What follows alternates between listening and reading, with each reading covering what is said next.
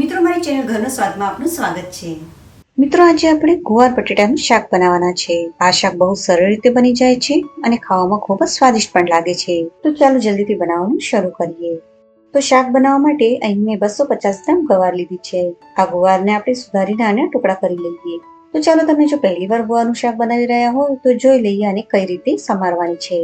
તો સૌથી પહેલા આપણે ગુવારની બંને તરફની ટોચને કાઢી નાખીએ. એના પછી આ ગુવાર વધારે લાંબી નથી તો આના આપણે ફક્ત 2 ટુકડા કરીશું. પણ જો ગુવાર વધારે લાંબી હોય તો એના 3 થી 4 ટુકડા કરી લેવા. જેમ કે આ ગુવાર વધારે લાંબી છે તો આના હું 3 ટુકડા કરી રહી છું. આ જ રીતે હવે આપણે બધી ગુવારને સમારી લઈશું.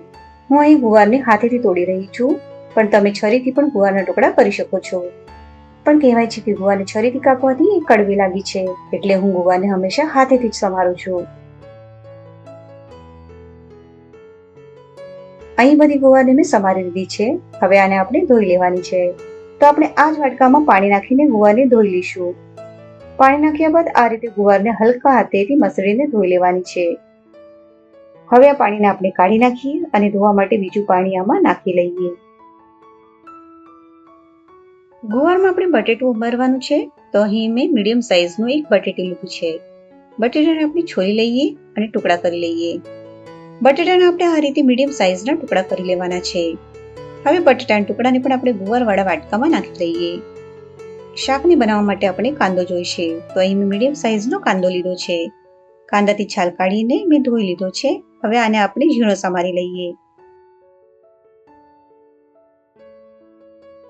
કાંદો ઝીણો સમારી લીધો છે તો આને આપણે એક વાટકીમાં લઈ લઈએ અને શાક બનાવવાનું શરૂ કરીએ.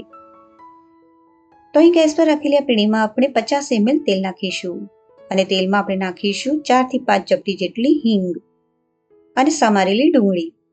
હવે ડુંગળી ગુલાબી રંગની થાય ત્યાં સુધી આપણે ડુંગળીને મીડિયમ ફ્લેમ પર વચ્ચે વચ્ચે ચારવતા જઈ સાતળીશું. ડુંગળી ગુલાબી રંગની થઈ ગઈ છે તો આમાં આપણે ઉમેરીશું અડધી ચમચી આદુ લસણ અને લીલા મરચાંની પેસ્ટ. હવે પેસ્ટને પણ આપણે સ્લો ફ્લેમ પર સોટે કરીશું.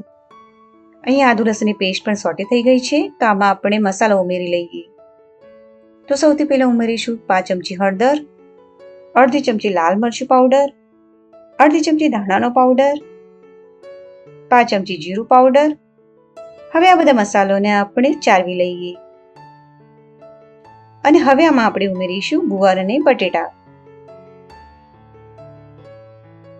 હવે ઉપરથી આમાં આપણે ઉમેરવાનું છે સ્વાદ પ્રમાણે મીઠું અને 5 ચમચી ગરમ મસાલો.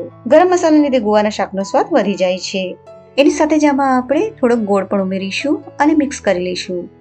તમને લાગતું હશે કે ગોળ ઉમેરવાથી શાક મીઠું લાગશે, પણ એવું બિલકુલ પણ નથી. તમને આ રીતે ગોળ નાખીને બનાવેલું શાક જરૂરથી ગમશે.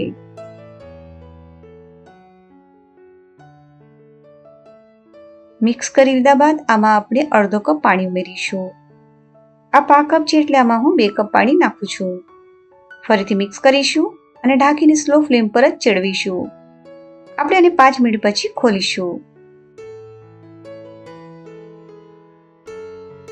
5 મિનિટ થઈ ગઈ છે તો ઢાંકણ હટાવીને જોઈ લઈએ.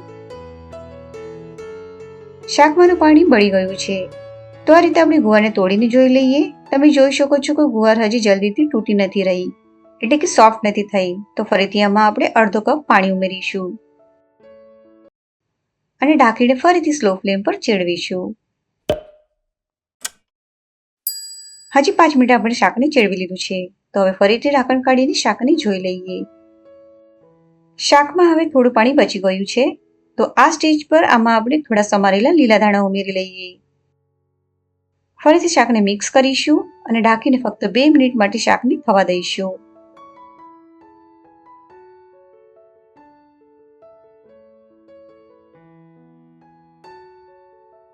બે મિનિટ થઈ ગઈ છે તો શાકને જોઈ લઈએ. જો આપણું ગુવાર બટેટાનું શાક એટલું સરસ દેખાઈ રહ્યું છે. ગુવાર ચડી ગયો છે કે નહીં એ જોઈ લઈએ.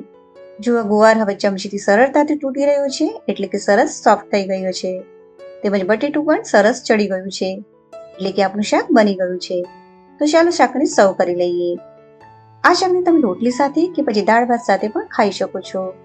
તેમજ આ શાકને બનાવવા માટે વધારે સમય પણ નથી લાગતો.